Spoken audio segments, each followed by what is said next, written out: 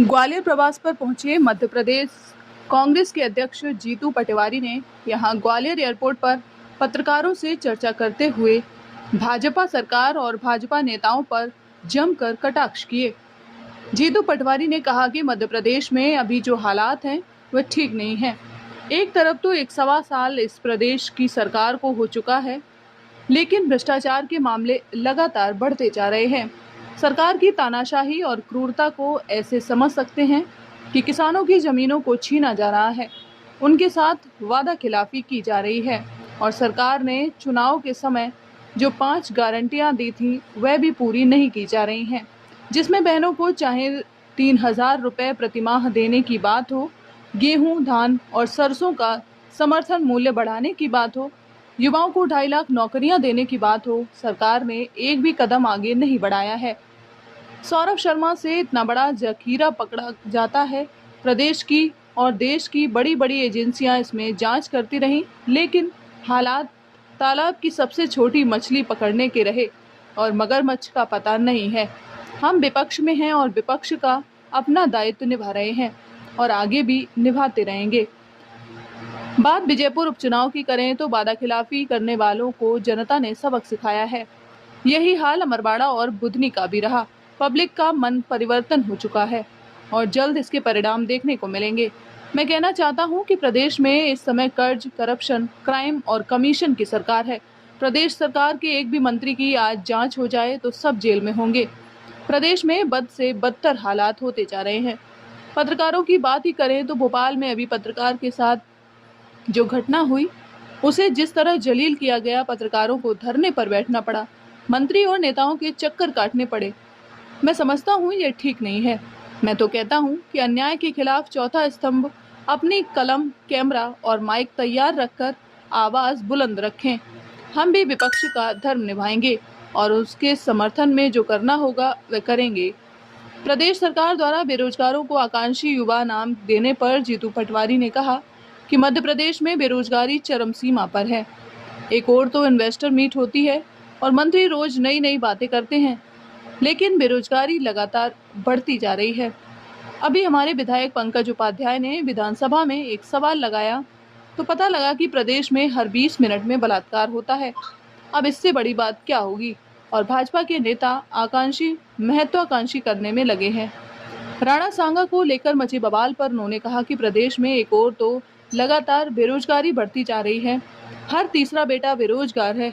प्रदेश में कर्ज, corruption, crime लगातार बढ़ता जा रहा है और इससे ध्यान हटाने के लिए ये इस तरह की बातें कर रहे हैं और इस तरह की 400 से 500 साल पुरानी कब्रों को खोदने का काम किया जा रहा है। 400 साल पुरानी कब्र खोदकर वे अपने पाप छुपाना चाहते हैं। लेकिन मैं कहना चाहता हूं कि जो भारत के साथ गद्दारी करना चाहते हैं वह कब्र की बात करते हैं और जो देश का भला चाहते हैं वह भविष्य की बात करते हैं।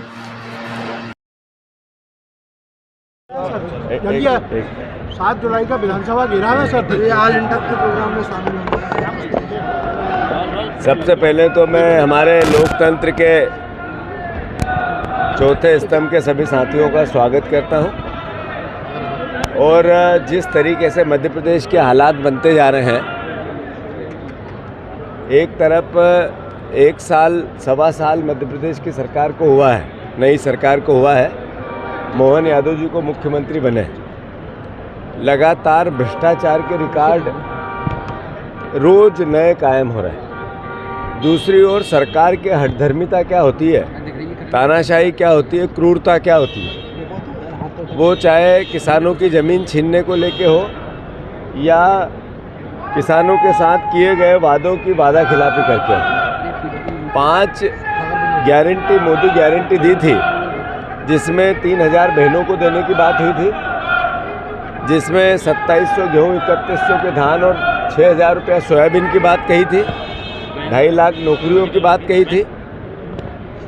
एक भी वो बात जो चुनाव में बोली, इस सरकार ने एक कदम भी आगे नहीं बढ़ाया। सौरभ शर्मा का इतना बड़ा भ्रष्टाचार, जिसमें इतना बड़ा जखीरा पकड़ा गया, नरेंद्र मोदी जी के नए भारत में 3 एजेंसियां ने कार्रवाई की, पर तालाब की सबसे छोटी मछली पे कार्रवाई, इसके पीछे कौन कौन था तो कौन कौन था पता नहीं चला। मैं अनुरोध कर रहा हूँ कि जिस तरीके के हालात हैं, हमें विपक्ष का दायित्व मिला, कांग्रेस पार्टी को विपक्ष का दायित्व मिला। हम पूरी ताकत से अपने सजग होकर अपने संगठन को मजबूत करना और विपक्ष का दायित्व निभाना।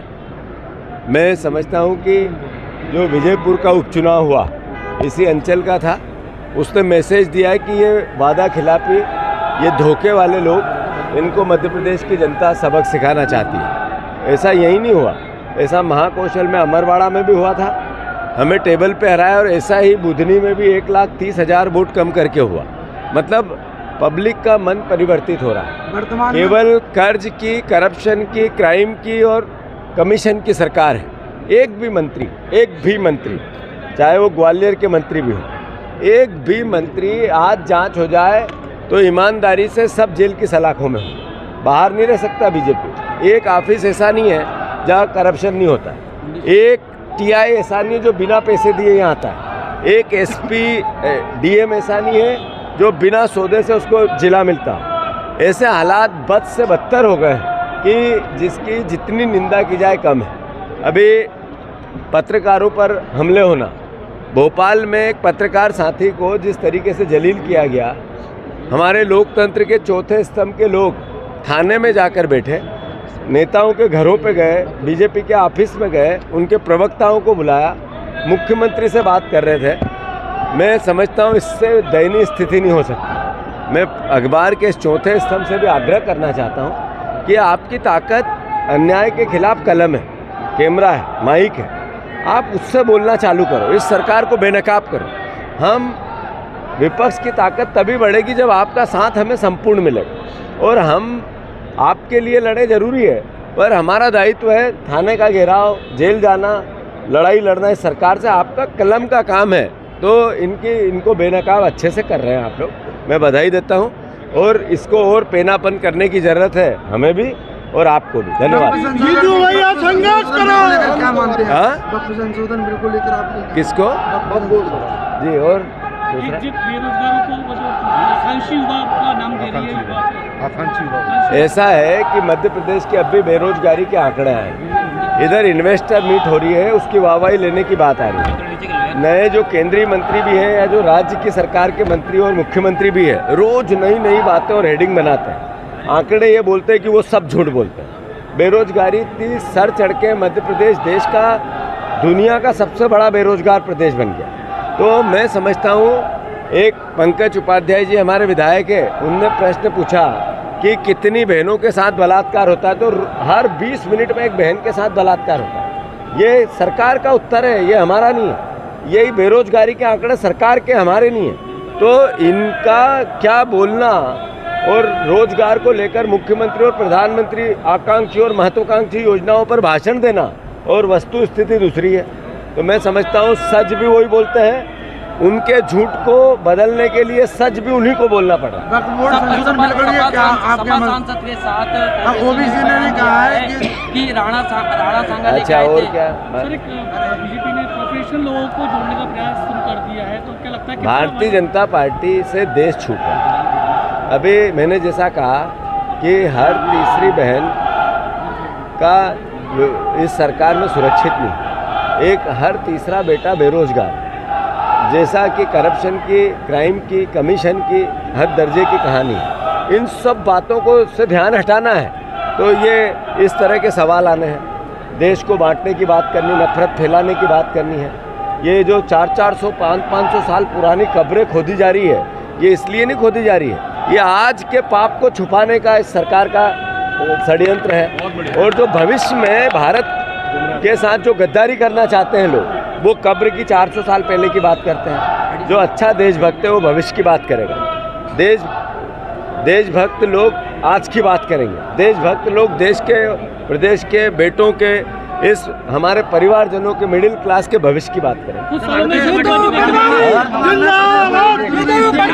टेक्नोलॉजी कुछ सालों के अंदर